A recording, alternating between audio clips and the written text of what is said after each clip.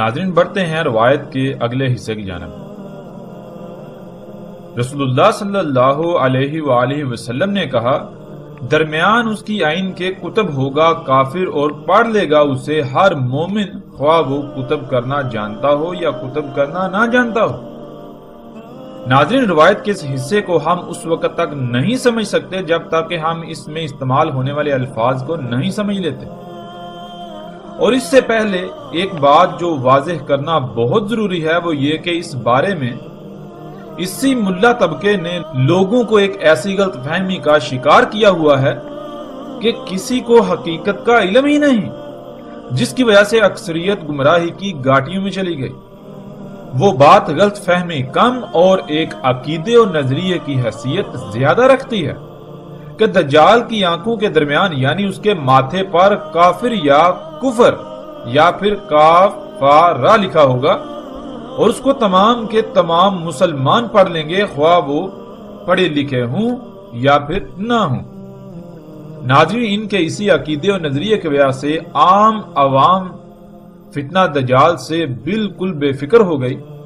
اس کی وجہ یہی بنی کہ ان کے ذہنوں میں یہ بات ڈال دی گئی کہ تم تو مسلمان ہو اور دجال جب بھی آئے گا اس کے ماتھے پر کفر لکھا ہوا تم پڑھ لو گے، یوں تم پر دجال واضح ہوگا اور صرف کافر ہی نہیں پڑھ سکیں گے اور وہ اس کے فتنے کا شکار ہو جائیں گے۔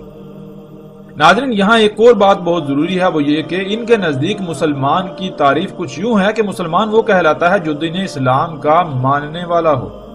اور دین اسلام کیا ہے؟ اس کی تعریف کچھ یوں ہے کہ جیسے دنیا میں باقی مذاہب موجود ہیں جنہیں آپ ہندوازم، ہندوتوا، بدھزم، پارسی، یہودی یا عیسائی وغیرہ کا نام دیتے ہیں یا ان ناموں سے جانتے ہیں، بالکل اسی طرح ایک دائرہ ہے، ایک گروہ ہے جس میں داخل ہونے کا ایک رستہ ہے جو کہ کلمے کا اقرار، اور باہر نکلنے کا کوئی رستہ نہیں۔ اس دائرے کا نام اسلام ہے۔ جو بھی اس دائرے میں داخل ہوگا وہ مسلمان ہے اور جو اس دائرے کے باہر ہے وہ کافر ہے۔ یوں جب دجال آئے گا تو اس کے ماتھے پر کافر لکھا ہوگا، وہ تمام کے تمام لوگ پڑھ لیں گے جو اس دائرے میں موجود ہوں گے، خواہ وہ پڑھے لکھے ہوں یا نہ ہوں، اور وہ تمام کے تمام انسان، وہ تمام کے تمام لوگ جو اس دائرے میں موجود نہیں ہیں، جو اس دائرے سے باہر ہیں، وہ تمام کے تمام کافر ہیں، اس لیے وہ نہیں پڑھ سکیں گے، اور پھر دجال کے فتنے کا شکار وہی لوگ ہوں گے۔ ناظرین انتہائی دکھ اور افسوس اور اس سے بھی بڑھ کر پریشان کن بات یہ ہے کہ نہ صرف پوری دنیا میں اسلام کے بارے میں یہی نظریہ رکھا جاتا ہے، یہی تصور پایا جاتا ہے، بلکہ جو لوگ خود کو مسلمان کہلواتے ہیں وہ بھی اسی نظریے و تصور پر قائم ہیں۔ حالانکہ جیسے جیسے ہم آگے بڑھیں گے تو قرآن سے یہ بات بالکل کھل کر سامنے آئے گی کہ اللہ سبحانہ و تعالیٰ نے بہت سختی سے اس سے منع کیا تھا کہ جیسے یہود و نصارہ نے اسلام کو یہود اور عیسائیت کے نام پر دائروں میں بند کر دیا اور ان کے نزدیک وہی دائرہ اسلام اور اسی دائرے والے اللہ کے چہیتے اور باقی سارے انسان کافر و جہنمی ہیں، تم ایسا مت کرنا۔ لیکن خود کو مسلمان کہلوانے والوں نے بھی بالکل وہی کیا کہ باقی مذاہب کی طرح اسلام بھی ایک دائرے کا نام ہے، ایک دائرے کو اسلام قرار دیا، اسلام کا نام دے دیا۔ جو اس دائرے میں داخل ہوگا وہ دنیا اور آخرت میں اللہ کا چہیتا، اور باقی سب کے سب انسان جو اس دائرے سے باہر ہیں وہ بدترین کافر و مشرک اور جہنم میں جائیں گے۔ کسی کو یہ علم ہی نہیں کہ اسلام ہے کیا، لفظ اسلام کے معنی کیا ہیں اور مسلم کے معنی کیا ہیں۔ یہ تمام کے تمام الفاظ اشیاء کی پہچان کے لیے ان کے نام نہیں ہیں، بلکہ یہ تو اسماء ہیں، یعنی یہ تو صفات ہیں۔ اس میں کچھ شک نہیں، کوئی شک و شبہ نہیں کہ اللہ سبحانہ و تعالیٰ نے قرآن میں دو ٹوک الفاظ میں صراحت کے ساتھ یہ کہا کہ اللہ کے ہاں صرف ایک ہی دین قابل قبول ہے اور وہ ہے اسلام۔ اسلام کے علاوہ کوئی بھی دین اللہ کے ہاں قبول نہیں کیا جائے گا، قابل قبول نہیں ہے اس کے علاوہ۔ لیکن ناظرین اس کا ہرگز یہ مطلب نہیں ہے کہ اللہ کے نزدیک اسلام کا مطلب وہی ہے جسے آج پوری دنیا کے انسان اسلام قرار دینے پر بازد ہیں۔ بے شک پوری دنیا اسے اسلام قرار دے، پوری دنیا اسے اسلام سمجھتی ہو، لیکن اللہ انسانوں کی اکثریت کے نزدیک اسلام کے تصور کو تسلیم نہیں کرنے والا اور نہ ہی اس بنیاد پر فیصلہ سنانے والا ہے۔ چونکہ اکثریت کے نزدیک اسلام کا تصور یہ ہے تو یہی اسلام ہے؟ نہیں، بالکل نہیں، ایسا ہرگز نہیں ہوگا، ایسا ہرگز نہیں ہے۔ اللہ سبحانہ و تعالیٰ نے قرآن میں کہا کہ اللہ کے ہاں اسلام کے علاوہ کوئی دین قابل قبول نہیں، تو اللہ نے یہ بات بھی صراحت کے ساتھ واضح کر دی کہ اللہ کے ہاں اسلام ہے کیا۔ اسلام کہتے ہیں خود کو ہر لحاظ سے اس کا محتاج بنا دینا، جس کا محتاج بنانے سے زمین و آسمان اور خود انسان کے جسم میں قائم توازن برقرار رہے، اس کائنات میں ہر شے سلامت رہے، کسی کو کوئی نقصان نہ ہو، کوئی فساد نہ ہو، کسی قسم کی کوئی تکلیف نہ ہو، کسی کو کسی بھی تکلیف کا سامنا نہ کرنا پڑے، کسی مصیبت کا سامنا نہ کرنا پڑے، کسی قسم کی کوئی خرابی نہ ہو۔ اور اللہ سبحانہ و تعالیٰ نے قرآن میں یہ بھی بتا دیا کہ وہ کون ہے، کیا ہے، وہ کیا شے ہے جس کا تم نے خود کو محتاج بنانا ہے، کہ تم جب خود کو اس کا محتاج بناؤ گے، ہر لحاظ سے اس پر توکل کرو گے، اسی کا محتاج بناؤ گے، تو اس دنیا کی، زمین و آسمان کی، اس کائنات کی ہر شے سلامت رہے گی تمہارے سمیت، دنیا میں بھی تم سلامت اور آخرت میں بھی سلامت رہو گے۔ وہ کیا ہے ناظرین؟ وہ فطرت ہے، جیسا کہ سکرین پر نظر آنے والی آپ آیت میں دیکھ سکتے ہیں۔ اللہ سبحانہ وتعالی اس آیت میں کہتے ہیں بس قائم ہو جا، یعنی دنیا ادھر کی ادھر ہو جائے، چاہے کچھ بھی ہو جائے، تو ڈٹ جا، اپنے رخ کو ہر طرف سے ہٹا کر، ہر طرف سے کٹ کر، بالکل ایسے جیسے کہ دنیا میں اور کچھ ہے ہی نہیں سوائے دین کے، اس طرح ہر طرف سے کٹ کر یک رخ ہو کر ڈٹ جا، قائم ہو جا دین کے لیے۔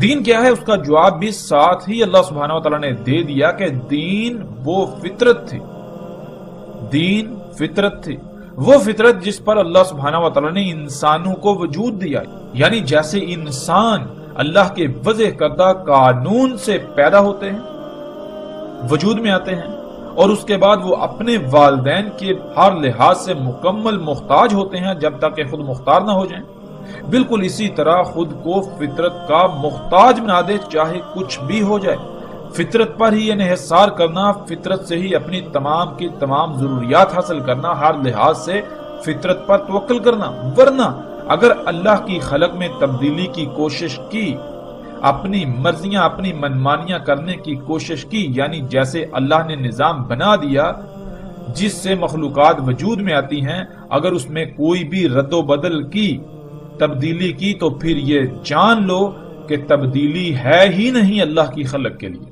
یعنی اللہ کی خلق تبدیلی کی متحمل ہی نہیں ہے۔ تبدیلی کرنے سے اس میں بگاڑ پیدا ہوگا، اس میں فساد ہوگا، سب کچھ درہم برہم ہو جائے گا، کوئی شے بھی سلامت نہیں رہے گی، ہر شے عیب دار ہو جائے گی۔ وہی اصل دین ہے، وہ دین جس پر قائم ہونا ہے، جس پر ڈٹنا ہے، جس کی موجودگی اللہ کے قانون کے عین مطابق، اس کے علاوہ کچھ بھی قابل قبول نہیں ہے، خواہ وہ کچھ بھی ہو، وہ قابل قبول نہیں ہے، خواہ اسے تم کچھ بھی نام دے لو، خواہ تم اسے اسلام کا نام دے لو۔ اور لیکن انسانوں کی اکثریت کو اس کا علم ہی نہیں، وہ یہ جانتی ہی نہیں، کیونکہ وہ غور و فکر نہیں کرتے، جس وجہ سے انہیں یہ علم ہی نہیں کہ اصل دین فطرت ہے، فطرت پر قائم ہونا ہے، ہر طرف سے کٹ کر فطرت پر انحصار کرنا ہے، فطرت پر قائم ہونا ہے۔ وہ اس بات کو بھولے کے بھولے ہی ہیں جو ان کو بھلا دیا گیا تھا۔ ناظرین، فطرت کہتے ہیں اللہ سبحانہ وتعالیٰ نے جیسے اور جن قوانین کے تحت تمام کی تمام مخلوقات کو خلق کر کے جس مقام پر رکھ دیا، جس مقام پر رکھ دیا، جس لائن پر لگا دیا، سب کی سب مخلوقات اسی پر قائم ہوتے ہوئے، اسی پر قائم رہتے ہوئے اپنی اپنی ذمہ داری پوری کریں، جس سے تمام کی تمام مخلوقات کی نہ صرف تمام کی تمام ضروریات بھی پوری ہوں گی، وہ وجود میں آئیں گی، بلکہ سب کی سلامتی اور بقا بھی اسی سے مشروط ہوگی۔ بالکل اسی طرح انسان نے بھی خود کو انہی حدود کے اندر رکھنا تھا، انہی حدود کے اندر رکھنا ہے جن کا تعین اللہ سبحانہ و تعالیٰ نے کر دیا، اسی لائن پر قائم ہونا ہے، اسی ذمہ داری کو پورا کرنا ہے جس کے لیے اسے وجود میں لایا گیا، ہر لحاظ سے خود کو اسی کا محتاج بنانا ہے، یعنی فطرت کا محتاج بنانا ہے۔ خود سے اپنی مرضی سے کچھ بھی نہیں کرنا، اپنی تمام تر ضروریات اسی نظام سے حاصل کرنی ہے جو اللہ نے وضع کر دیا، یعنی تمام کی تمام مخلوقات اپنی اپنی لائن پر قائم رہتے ہوئے اپنی اپنی ذمہ داری پوری کریں گی تو انسان سمیت تمام کی تمام مخلوقات کی تمام تر ضروریات وجود میں آئیں گی۔ جیسے انسان کی تمام ضروریات جس میں سفر کے ذرائع ہیں، سفر کے لیے اللہ سبحانہ وتعالی نے انسان کے لیے اس کی ضرورت کو پورا کرنے کے لیے اسی نظام سے گدھے، گھوڑے، اونٹ وغیرہ خلق کیے، کھانے کے لیے فصلیں، پھل، سبزیاں وغیرہ خلق کی۔ ناظرین، جب تک کوئی خود کو فطرت پر قائم نہیں کر لیتا وہ دنیا و آخرت میں خسارے و ہلاکت کا شکار ہوگا، خواہ وہ دنیا میں کسی بھی لفظ سے پکارا یا جانا جاتا ہو، مسلمان، ہندو، یہودی، عیسائی یا کچھ بھی۔ یہ تمام کے تمام دائرے انسانوں کے بنائے ہوئے ہیں، اللہ کے نہیں، اور انسانوں کے لگائے ہوئے داروں کی بنیاد پر اللہ اپنے فیصلے نہیں کرے گا۔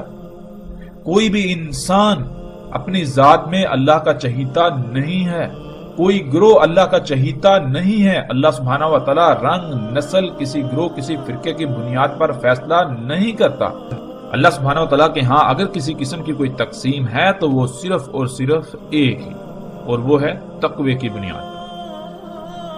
اللہ سبحانہ وتعالی نے بالکل کھول کر واضح کر دیا کہ اسلام کیا ہے، یعنی تم انسانوں سمیت تمام کی تمام مخلوقات کی سلامتی اسی میں ہے کہ اللہ نے جیسا اور جس مقصد کے لیے تمہیں خلق کیا بالکل ویسے ہی رہو، اسی مقصد کو پورا کرو، یعنی ہر طرف سے کٹ کر مکمل طور پر فطرت پر قائم ہو جاؤ۔ یہی اصل دین ہے۔ فطرت پر قائم ہونے سے ہی سلامتی ہے جسے اسلام کہا گیا۔ اگر کوئی فطرت پر قائم ہے، خواہ دنیا میں اسے لوگ ہندو، عیسائی، یہودی یا کسی بھی لفظ سے جانتے یا پکارتے ہوں، وہ اللہ کے قانون میں مومن ہے۔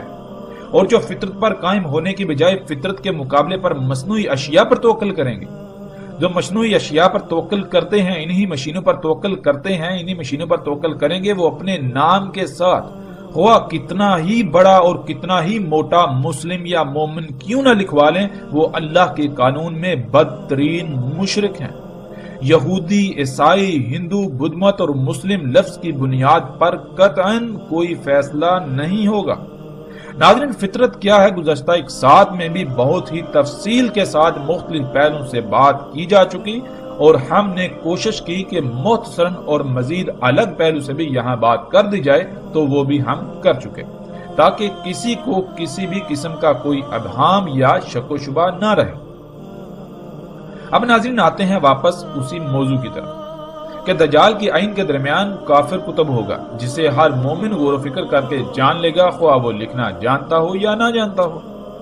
ناظرین، جو عقیدہ و نظریہ اس حوالے سے پوری دنیا میں پھیلا دیا گیا، لوگوں کے اذہان میں راسخ کر دیا گیا، کچھ وقت کے لیے اگر اسے صحیح مان بھی لیا جائے تو سوال یہ پیدا ہوتا ہے کہ اگر آپ چینی یا روسی زبان نہیں آتی، آپ چینی یا روسی زبان نہیں بول سکتے، اور کوئی آپ کے سامنے چینی یا روسی یا اس کے علاوہ ایسی زبان میں آپ کے سامنے کوئی لفظ لکھ کر لے آتا ہے جسے آپ نہیں سمجھ سکتے، جسے آپ نہیں جانتے، تو کیا آپ اس لفظ کو پڑھ پائیں گے؟ خواہ آپ کتنے ہی بڑے مومن کیوں نہ ہوں۔ اگر آپ کو چینی زبان نہیں آتی تو آپ کے سامنے چینی میں لکھا ہوا آپ کا اپنا نام تک نہیں پڑھ سکتے، تو پھر یہ کیسے ممکن ہے کہ کوئی شخص اپنے ماتھے پر کافر لکھ کر سامنے آ جائے، اور جو پڑھے لکھے نہیں محض مسلمان کہلوانے کی بنیاد پر وہ اسے پڑھ لیں گے، اور جو مسلمان کہلوانے والے نہیں، خواہ وہ کتنا ہی پڑھے لکھے کیوں نہ ہوں، وہ نہیں پڑھ پائیں گے؟ کہ آج دنیا میں بہت بڑی تعداد میں ایسے لوگ موجود نہیں جو مسلمان کے بجائے یہودی، عیسائی اور مختلف مذاہب کے کہلاتے ہیں، لیکن وہ عربی پر اس طرح عبور رکھتے ہیں کہ اس طرح کوئی عام مسلمان نہیں رکھتا، جن کو علم ہے اس لفظ کافر یا کفر کا۔ ناظرین، کسی بھی طرح اور کسی بھی لحاظ سے اس بات میں ایک رائے برابر بھی صداقت نہیں ہے جو آج تک پھیلا دی گئی اور لوگوں کے اذہان میں راسخ کر دی گئی۔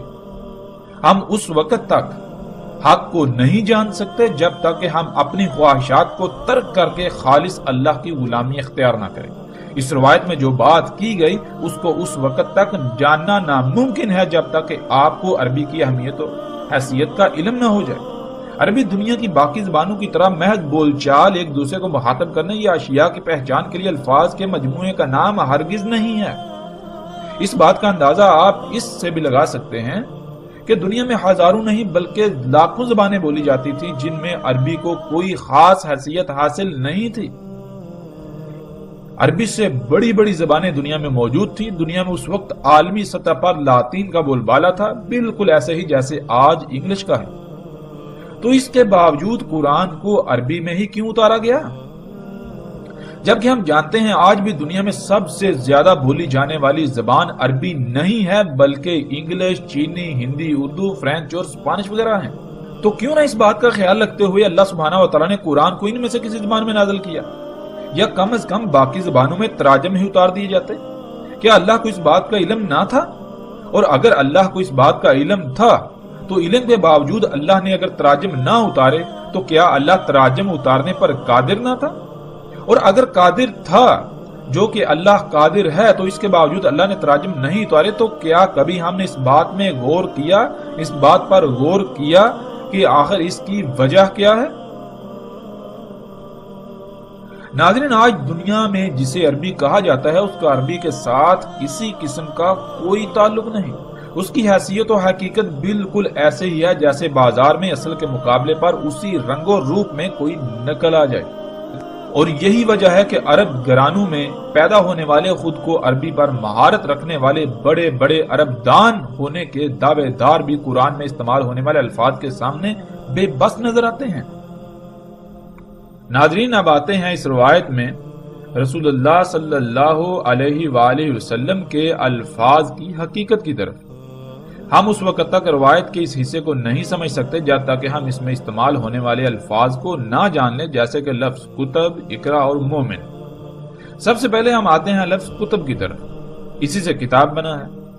ناظرین، اصل اور بنیادی مسئلہ یہ ہے کہ ہر کوئی اپنا اپنا دائرہ لگا کر اسی دائرے کو کل تصور کیے ہوئے ہے۔ اللہ کیا ہے؟ ہر کسی کے نزدیک اللہ کے بارے میں الگ الگ نظریہ و عقیدہ ہے، الگ الگ تصور ہے۔ اگر کوئی اللہ کے بارے میں کسی دائرے والوں کے عقیدے و نظریے کا انکار کرتا ہے تو اس دائرے میں قید لوگ ان کے اس نظریے و عقیدے کے انکار کو اللہ کی ذات کا انکار قرار دیتے ہیں۔ حالانکہ حقیقت تو یہ ہوتی ہے کہ انکار اللہ کا نہیں بلکہ اللہ کے بارے میں ان کے خود ساختہ نظریے و عقیدے کا ہوتا ہے، اور وہ لوگ اپنے عقیدے کے انکار کو اللہ کا انکار قرار دیتے ہیں، گویا کہ اللہ ان کے عقیدے کا نام ہے، اور ہر ایک کے لیے لازم ہے کہ ان کے عقیدے کو اپنائے۔ اس سے باہر اگر نکلے گا تو وہ عقیدے سے باہر نکلنا نہیں، عقیدے کا انکار نہیں، عقیدے کا رد نہیں بلکہ اللہ کا انکار ہوگا۔ سادہ اور آسان بات تو یہ ہے کہ ان لوگوں کا کہنا یہ ہے کہ جو ہماری عقل میں ہے، جو ہماری عقل میں آئے وہی حق ہے، وہی کل ہے، جو ہماری عقل سے باہر ہے، جو ہماری عقل میں نہیں آتا اس کا کوئی وجود ہی نہیں، اور باقیوں پر یہ بات لازم ہے کہ وہ ہماری سوچوں، ہماری فکروں کے پابند ہو جائیں، پابند بنیں۔ وہ ہماری سوچوں فکروں کے پابند ہیں، وہ بھی انہی کی طرح اسی میں قید ہو جائیں۔ ناظرین، اسی وجہ سے آج ہر کسی کے ذہن میں یہ بات ڈالنے کی پوری کوشش کی گئی کہ دجال ایک شخص ہوگا اور اس کے ماتھے پہ عربی رسم الخط میں کافر یا کفر لکھا ہوگا، جسے ہر وہ شخص پڑھ لے گا جو خود کو مسلمان کہلوانے والا ہے، خواہ وہ پڑھا لکھا ہو یا نہ ہو۔ اور اسی وجہ سے عربی کے الفاظ کو اپنی اپنی عقل کے مطابق ڈال کر ایسے ایسے عقائد کو پروان چڑھایا گیا کہ جس سے اکثریت گمراہی کی گھاٹیوں میں چلی گئی۔ ناظرین، لفظ کتب، اس کے معنی کیا ہے؟ اس کا سب سے جامع ترین معنی یہ ہے کہ علم کا کسی بھی شکل و صورت میں اس طرح وجود ہونا کہ اسے وہاں سے حاصل کیا جا سکے۔ مثلا جب آپ کسی شے کو دیکھتے ہیں تو اس میں غور و فکر کرنے سے آپ کے پاس علم آتا ہے۔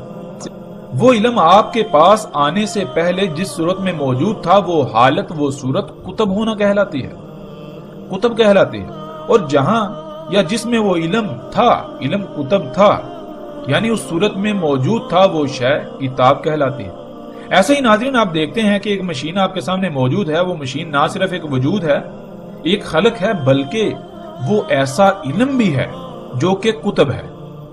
اب اگر آپ اس مشین میں غور کریں گے، یعنی اس کی گہرائیوں میں جائیں گے، تو جو علم اس میں کتب ہے وہ آپ کو حاصل ہو جائے گا۔ اس طرح ناظرین ایک اور مثال لے لیتے ہیں۔ ذرا تصور کریں آپ نے ایک بڑا سا گھر خریدا جو کہ خالی ہے، بالکل خالی۔ آپ گھر کا سامان لے کر آئے تو سوال یہ پیدا ہوتا ہے کہ آپ نے اس کے بعد کیا کرنا ہے۔ اگر آپ سے یہ سوال پوچھا جائے کہ اب آپ کیا کریں گے تو جواب یہ ملے گا کہ گھر میں سامان جوڑنا ہے۔ اور اگر پھر یہ سوال کیا جائے کہ آپ کو کیسے علم ہوا کہ سامان جوڑنا ہے تو پھر جواب آئے گا کہ ظاہر ہے جب گھر نیا خریدا ہے تو رہنے کے لیے خریدا ہے، اور اس وقت تک کیسے گھر میں رہ سکتے ہیں جب تک کہ گھر میں سامان ہی نہ ہو۔ سامان لائے ہیں تو ظاہر ہے اس وقت سامان کو ہی جوڑا جائے گا۔ ناظرین، یہ علم آپ سے پہلے کہاں تھا، ذرا غور کریں کہ اس وقت گھر میں سامان جوڑا جائے گا۔ ناظرین، اسی طرح اگر آپ گھر میں سامان جوڑ رہے ہوں اور اچانک گھر میں آگ لگ جائے تو کیا آپ سامان کو ہی جوڑیں گے یا پھر پہلے آگ بجھائیں گے؟ تو پھر جواب یہ ہوگا کہ ظاہر ہے پہلے آگ بجھائیں گے، ورنہ سب کچھ جل کر راکھ ہو جائے گا۔ تو ناظرین، پھر وہی سوال کہ غور کریں، آپ نے کہا کہ پہلے آگ بجھائیں گے ورنہ سب کچھ جل کر راکھ ہو جائے گا، تو یہ علم آپ کے پاس کہاں سے آیا؟ جہاں وہ علم آپ کے پاس آنے سے پہلے موجود تھا، اس حالت کو اسے کتب ہونا کہتے ہیں۔ آگ کیا ہے، اس کا علم صرف آگ ہی میں کتب ہے۔ آپ اس وقت تک نہیں جان سکتے جب تک کہ آپ آگ کو اقرا نہیں کر لیتے، یعنی اس میں غور کر کے یہ نہیں جان لیتے کہ آگ میں کیا علم موجود ہے۔ جیسے ایک بچہ جو آگ سے ناشنا ہوتا ہے، وہ پہلی بار جب آگ کے قریب جائے گا تو اس سے نہیں علم کہ آگ کیا ہے، وہ بغیر کسی خوف و خطر کے آگ کو چھو لے گا، لیکن اس کے بعد آئندہ وہ آگ کے قریب بھی نہیں جائے گا، کیونکہ اس سے علم ہو گیا کہ آگ جلاتی ہے، جس سے جلنے کی تکلیف ہوتی ہے۔ تو ناظرین، وہ علم جو پہلے اس بچے کے پاس نہیں تھا، اس کے پاس آنے سے پہلے وہ علم کہاں تھا؟ اس حالت کو اسے کتب کہتے ہیں۔ ہم موجودہ دور کی اشیاء ہی کی ایک مثال لے لیتے ہیں۔ مثال کے طور پر ناظرین، جب آپ اپنے کمپیوٹر یا موبائل میں کچھ لکھتے ہیں یعنی کتب کر رہے ہوتے ہیں، تو کیا آپ وہ قلم اور سیاہی سے کتب کر رہے ہوتے ہیں؟ اور کیا وہ کاغذ کے اوراق پر کتب ہو رہا ہوتا ہے اور پھر کسی ایسی کتاب کی شکل میں محفوظ ہوتا ہے جسے آپ کتاب کہتے ہیں، یعنی کاغذات کے اوراق؟ نہیں، بالکل نہیں، بلکہ وہ تو کمپیوٹر کے اس حصے میں کتب ہو رہا ہوتا ہے جسے آپ ہارڈ ڈسک کا نام دیتے ہیں۔ جس میں علم کتب ہو وہ عربی میں کتاب کہلاتی ہے۔ آپ جب اپنے کمپیوٹر میں کچھ کتب کرتے ہیں تو وہ کہاں پر کتب ہوتا ہے، کہاں پر جا کر محفوظ ہوتا ہے، وہ آپ جانتے ہیں، اسے آپ ہارڈ ڈسک کا نام دیتے ہیں۔ لیکن عربی میں اسے ہارڈ ڈسک نہیں بلکہ کتاب کہا جائے گا، عربی میں اسے کتاب کہتے ہیں۔ اب ناظرین، اگر وہ کتاب جس میں علم کتب ہوا وہ آپ کے سامنے لائی جائے، یعنی وہ ہارڈ ڈسک آپ کے سامنے لا کر رکھی جائے، تو کیا آپ اسے اقرا کر لیں گے، یعنی پڑھ لیں گے؟ آپ یہ جان لیں گے کہ اس میں کون سا علم موجود ہے، کون سا علم اس میں کتب ہے جسے آپ ہارڈ ڈسک کہتے ہیں؟ اس میں کیا علم کتب ہے؟ نہیں نا، کیونکہ آپ میں یہ جاننے کی صلاحیت ہی نہیں کہ اس میں کیا کتب ہے۔ اس میں جو کتب ہے اسے جاننے کی صلاحیت کمپیوٹر میں ہے۔ ناظرین، یہ ہے کتب کا معنی، اور کتاب کیا ہے یہ بھی ہم پر واضح ہو گیا۔ اللہ سبحانہ وتعالی نے قرآن میں اس کائنات کو، زمین و آسمانوں کو کتاب کہا، اور ان میں موجود تمام کی تمام مخلوقات کو اس کتاب کی آیات کہا۔ جب آپ پر یہ بات واضح ہو گئی کتب کیا ہے اور کتاب کسے کہتے ہیں، تو پھر آپ پر یہ بات بالکل واضح ہو جائے گی کہ اس کائنات کو اللہ نے کتاب کیوں کہا۔ اللہ نے جس علم سے اس کائنات کو خلق کیا، تمام کی تمام مخلوقات کو خلق کیا، جیسے نظام چلا رہے ہیں، وہ سب کا سب علم انہی مخلوقات میں، انہی کے اندر موجود ہے، جسے عربی میں کتب ہونا کہا جاتا ہے۔ ناظرین، جب علم کتب ہوتا ہے تو اس کتب علم کو غور و فکر کر کے، جس میں وہ علم کتب ہے، اس کی گہرائی میں جا کر اس علم کے حصول کو عربی میں اقرا کہتے ہیں۔ گھر میں سامان جوڑنے کے دوران آگ لگ گئی تو پہلے آگ بجھائیں گے، حالانکہ کسی نے بھی آپ کو نہیں کہا بلکہ آپ نے خود جان لیا۔ جس طرح جان لیا اسے عربی میں اقرا کہتے ہیں، یعنی آپ نے آگ کو دیکھا، آپ کو علم ہے کہ آگ اگر نہ بجھائی گئی تو یہ سب کچھ جلا کر راکھ کر دے گی۔ یہ ہے یقرا یا اقرا۔ ناظرین، اب آتے ہیں لفظ مومن کی طرف۔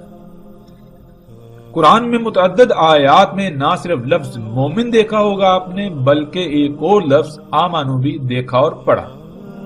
آمنو کہتے ہیں کہ جب آپ کو کوئی بات کہے، کوئی بات کہی جائے، کوئی حکم دیا جائے یا کچھ بھی کہا جائے تو اس کی بات کو تسلیم کر لینا، یعنی اس بات کو مان لینا۔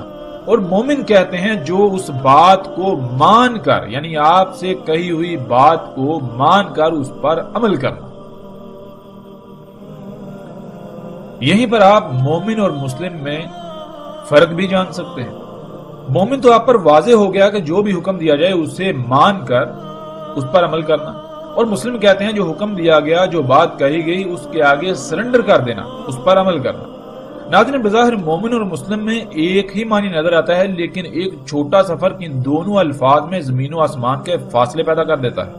آپ کو نہیں علم کہ کون سا شخص ہے جو خود دل سے بات کو تسلیم کر کے عمل کر رہا ہے، یا پھر کون ہے جو کسی مجبوری، کسی دباؤ، کسی لالچ، کسی خوف یا ڈر کے تحت سرنڈر کیے ہوئے ہے، مجبوراً بات مان کر عمل کر رہا ہے۔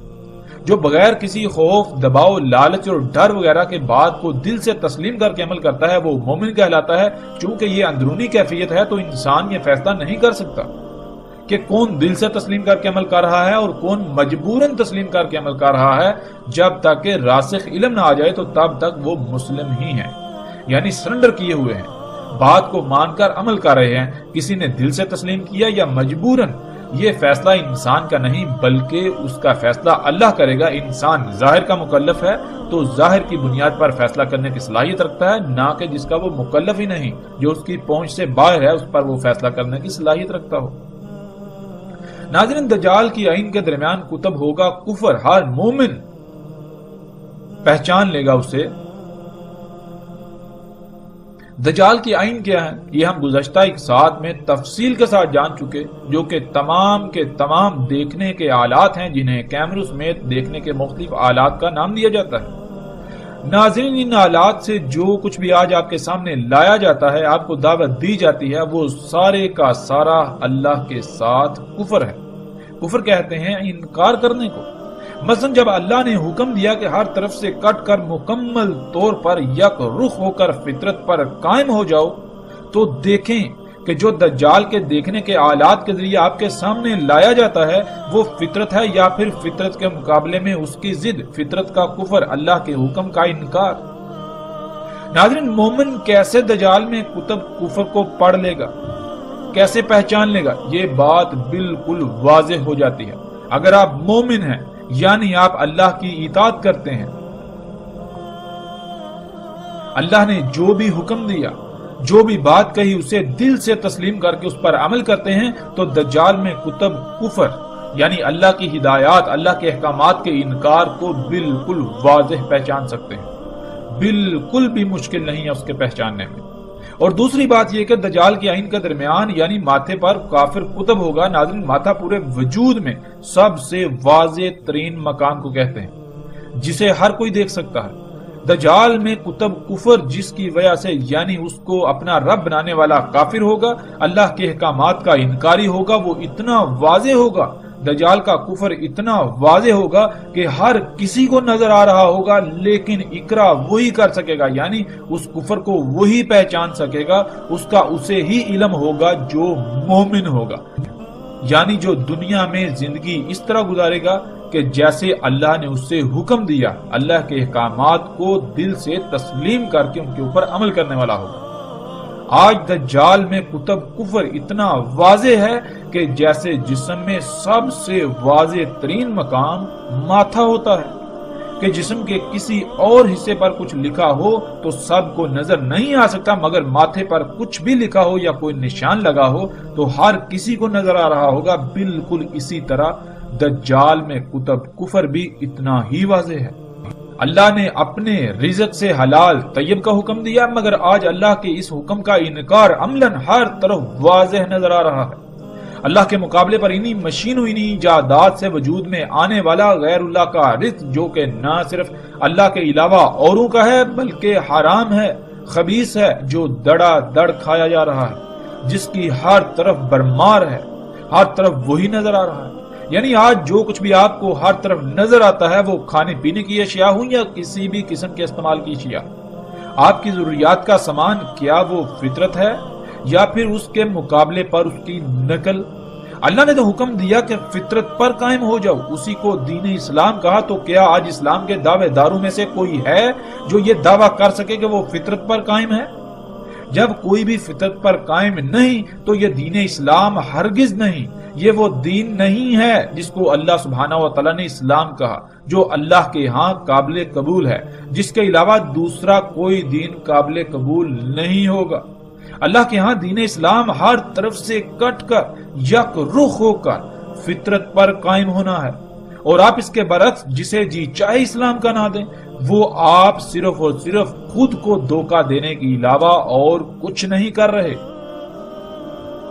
ناظرین، اس بات کو تسلیم کرنا اتنا آسان تو نہیں ہے، کیونکہ خود کو غلط کہنا اور آج تک جو کرتے رہے اس سب کو غلط کہنا ظاہر ہے اتنا آسان نہیں، لیکن مشکل بھی نہیں ہے اگر اللہ کی غلامی کرنا مقصود ہو۔ اگر خود کو بڑا بنائیں گے، تکبر کریں گے، تو ابلیس کا واقعہ قرآن میں مذکور ہے جو آپ کئی بار پڑھ چکے ہیں۔ جب اس پر اس کا غلط ہونا واضح کیا گیا تو بجائے اس کے کہ وہ اپنی غلطی مان کر اپنی اصلاح کرتا اور فلاح پا جاتا، فلاح کا سودا کرتا، بلکہ وہ اکڑ گیا کہ اس نے جو پہلے کیا وہ کیوں غلط ہو سکتا ہے؟ نہیں، بالکل نہیں، بلکہ وہ بالکل صحیح تھا۔ اور پھر اس کا انجام کیا ہوا؟ اس کا انجام کسی سے بھی پوشیدہ نہیں ہے۔ ناظرین، کیا دجال میں کتب کفر ہر طرف کھلم کھلا واضح نہیں ہے؟ بالکل واضح ہے۔ اللہ نے فطرت پر قائم ہونے کا حکم دیا تو اللہ کے اس حکم کا کفر آپ کو ہر طرف نظر آئے گا۔ آپ نے پیاس بجھانی ہے تو اللہ کے حکم کا انکار فطرت کی بجائے اس کی ضد طرح طرح کے خبیث حرام مشروبات کھانا ہے تو اللہ کے حکم کا کفر طرح طرح کی مصنوعی اور فطرت میں مداخلت کر کے، اللہ کی مخلوقات میں مداخلت کر کے، چھیڑ چھاڑ کر کے، ان میں ملاوٹ کر کے خبیث حرام خوراکیں۔ ناظرین، سواری کے ذرائع جو آپ استعمال کرتے ہیں، کیا وہ اللہ کے حکم کے عین مطابق فطرتی ذرائع ہیں جن کا اللہ نے قرآن میں ذکر کیا؟ گدے، گھوڑے، اونٹ، خچر، یا پھر فطرت کی ضد مصنوعی ذرائع؟ آپ کی جتنی بھی ضروریات ہیں، کوئی ایک بھی شے ایسی نہیں کہ جو فطرت ہو، بالکل سب کا سب مصنوعی، فطرت کی ضد، فطرت میں مداخلت کر کے تبدیل شدہ۔ اپنے کچن میں موجود ایک ایک شے کو دیکھیں، اپنے گھر کی تمام اشیاء کو دیکھیں، اپنے گھر کے در و دیوار کو دیکھیں، ان پر موجود رنگ کیا وہ فطرت ہے؟ ناظرین، ذرا غور تو کریں۔ انسانوں کی ایک بہت بڑی تعداد کے نزدیک میں ایک پاگل سے بڑھ کر کوئی حیثیت نہیں رکھتا ہوں گا، کیونکہ اس پیغام کو سننے اور دیکھنے والوں کی اکثریت دل میں اور اپنے ساتھ بیٹھے دوستوں، بہن بھائیوں، رشتہ داروں اور ایک دوسرے سے یہی کہہ رہے ہیں کہ یہ شخص پاگل ہے، اور طرح طرح کی گالیوں اور حقیر ترین الفاظ و القابات سے نواز رہے ہوں گے، اور اس کے علاوہ ہر طرح کا رد عمل سامنے آئے گا جس کا وہ اظہار کرنے پر قادر ہے، جس کا وہ اظہار کرنے پر مجبور ہے۔ لیکن ایسے تمام کے تمام انسانوں کے لیے میں صرف اتنا ہی کہوں گا کہ طوفان کو دیکھ کر ریت میں سر دنسا لینے سے طوفان ٹل نہیں جاتا۔ آپ کے اس رد عمل سے حق پر کوئی آنچ نہیں آنے والی۔ آج ان باتوں کا انکار کرنا، ان سے منہ موڑنا بہت آسان ہے، کیونکہ دنیا کی رنگینیاں جو سامنے ہیں، مگر یہ رنگینیاں ایسا دجل ہیں، ایسا دھوکہ ہیں جس کا آپ تصور بھی نہیں کر سکتے۔ ان رنگینیوں کی آڑ میں ایک ایسا عذاب آپ کے سر پر آ چکا ہے کہ وقت کے فیصلہ سنانے کی دیر ہے، اور وقت بھی اپنا فیصلہ سنانے کو ہے۔ وقت اپنا فیصلہ سنانے کو بے چین ہے، اور یہ بھی جان لیجئے کہ جب وقت اپنا فیصلہ سناتا ہے تو وقت کا فیصلہ ماننا مجبوری بن جاتا ہے، اس کا انکار کوئی بھی نہیں کر سکتا۔ ناظرین، واپس موضوع کی طرف پلٹتے ہوئے ہم آگے بڑھتے ہیں۔ رسول اللہ صلی اللہ علیہ وآلہ وسلم نے کہا، کس طرح ہوگا تمہارے ساتھ، کیا حالت ہوگی تمہاری جب تمہیں آزمائش میں ڈالا جائے گا ایک ایسے عبد یعنی اللہ کے غلام سے جس میں پھیلاؤ ہے، یعنی پھیلا ہوا ہے، تحقیق مسخر کی گئی اس کے لیے انہار الارض، یعنی جیسے انسان کے جسم میں خون کی شریانیں ہوتی ہیں، بالکل اسی طرح زمین میں ایسی ہی شریانیں ہیں جن میں زمین کا خون گردش کرتا ہے، انہیں انہار الارض کہا جاتا ہے۔ اور اس کے یعنی زمین کے ثمرات مسخر کیے گئے اس کے لیے. پس جس نے اس کی اتباع کی یعنی اس کے پیچھے پڑا اس کو کھایا اور اس کا کفر کیا. یعنی اللہ نے جس مقصد کے لیے اپنے اس عبد کو خلق کیا، اسے جس مقام پر رکھا، جس لائن پر لگا دیا تاکہ اس مقام پر رہتے ہوئے اپنی ذمہ داری کو پورا کرے، جس سے زمین کا توازن برقرار رہے گا، زمین میں فساد نہیں ہوگا، زمین فساد سے پاک رہے گی، ہر شے ٹھیک رہے گی، اللہ کا قائم کردہ توازن برقرار رہے گا. اس بات کا انکار ہوگا. اس کے پیچھے پڑنا اور اس کا کھانا، اس کا اپنی مرضی کے مطابق استعمال کرنا. اور جو اس کے پیچھے نہ پڑا اسے نہ کھایا اور اس کا عذاب ہوگا. یعنی جو اس کے پیچھے نہیں پڑے گا، اسے اختیار نہیں کرے گا، اسے نہیں کھائے گا، تو گویا کہ وہ اس کے لیے اس کی سزا ہوگی. کیوں؟ اس لیے کہ پوری دنیا میں اس وقت حالت ہی ایسی ہوگی، وہ اتنی بڑی اتنی سخت آزمائش ہوگی کہ اس کے بغیر، اس کے پیچھے پڑے بغیر، اس سے بنی ہوئی اشیاء سے کھائے بغیر دنیا میں زندہ رہنا انتہائی مشکل ہوگا. بہت بڑی ایک عظیم آزمائش ہوگی. اس میں کچھ شک نہیں، اللہ جو ان سب سے اوپر ہے اس یوم یعنی اس مدت میں اس کے ساتھ اس سے مومنین کی حفاظت کرے گا جس کے ساتھ ملائکہ کی حفاظت کرتا ہے تسبیح سے. یعنی جیسے ہی ملائکہ کو کوئی حکم دیا جاتا ہے تو وہ فوراً اسی وقت ویسے ہی عمل کرتے ہیں جیسے کرنے کا ان کو حکم دیا گیا. تو اس یوم جو انسان ایمان لانے کے بعد یعنی اللہ کے احکامات کو تسلیم کرتے ہوئے ان پر عمل کریں گے، بالکل اسی طرح جیسے ملائکہ کرتے ہیں، وہ اس سے محفوظ ہو جائیں گے. اس میں کچھ شک نہیں، درمیان اس کی عین کے یعنی ماتھے پر کافر. یعنی کفر اتنا واضح ہوگا جیسے انسانی جسم میں آنکھوں کے درمیان کا حصہ ماتھا واضح ہوتا ہے. پہچان لیں گے اسے تمام مومن، خواہ وہ کتب کرنا جاننے والے ہوں یا پھر کتب کرنا نہ جاننے والے. ناظرین، آج ہم غور و فکر کریں اور دیکھیں کہ وہ کون سا اللہ کا عبد ہے، اللہ کا غلام ہے جس میں نہ صرف پھیلاؤ ہے، وہ پھیلا ہوا ہے، بلکہ اس سے زمین کی نہریں یعنی زمین کی شریانیں مسخر کی گئیں. پھر اسی سے زمین اپنے ثمرات نکالتی ہے، اپنے پھل نکالتی ہے، سبزیاں نکالتی ہے، فصلیں نکالتی ہے. یہ جو زمین کے اوپر حیات نظر آتی ہے، طرح طرح کا سبزہ نظر آتا ہے، ہمیں درخت پھل پھول نظر آتے ہیں، یہ سب کچھ اسی سے نکالتی ہے. ناظرین، گزشتہ ایک ساتھ میں پیچھے تفصیل کے ساتھ یہ بات گزر چکا کہ خام تیل، اللہ کا وہ عبد، اللہ کا غلام، جیسا کہ قرآن میں اللہ سبحانہ وتعالی نے اس کائنات کی تمام مخلوقات کو اپنے عباد کہا، اپنے غلام کہا. اس کائنات کی تمام مخلوقات اللہ کی عبد ہیں سوائے نافرمان یعنی سرکش جنوں انسانوں کے. تو وہ اللہ کا عبد زمین کے اندر جسے آج ہم خام تیل کہتے ہیں، اسی سے زمین کی شریانیں، ارض کی شریانیں مسخر ہیں. جیسے ناظرین غور کریں کہ انسان کے جسم میں جو اس کی شریانیں ہیں، جو نالیاں ہیں، پائپ لائنیں ہیں، کس کی ان تک پہنچ ہے، کس کے لیے ان پائپ لائنوں کو مسخر کیا گیا. یعنی وہ کون سی مخلوق ہے، وہ کون سی شے ہے جو ان پائپ لائنوں میں جاتی ہے، جس کی وہاں تک رسائی ہے. وہ خون ہے. خون ان پائپ لائنوں میں دوڑتا ہے، خون کے لیے ان انہار کو مسخر کیا گیا. انسان کے جسم میں جو شریانیں ہیں وہ خون کے لیے مسخر کی گئیں. تو بالکل اسی طرح ناظرین جو زمین کی شریانیں ہیں، بالکل اسی طرح جیسے انسان کے جسم میں شریانیں ہیں، نالیاں ہیں، بالکل اسی طرح جو زمین کے اندر پائپ لائنیں ہیں، زمین کی شریانیں ہیں، وہ کس کے لیے مسخر کی گئیں. وہ کون سی شے ہے، وہ کون سا اللہ کا عبد ہے کہ جس کی ان تک رسائی ہے، ان تک پہنچ ہے. وہ خام تیل ہے. وہ بالکل اسی طرح جیسے آپ کے جسم میں آپ کا خون ہے، بالکل اسی طرح زمین میں زمین کا خون. پھر ناظرین غور کریں کہ وہ کون سی شے ہے جس سے زمین اپنے پھل پھول نکالتی ہے.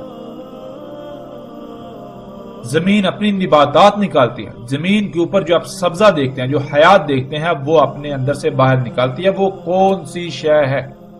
وہ یہی خام تیل۔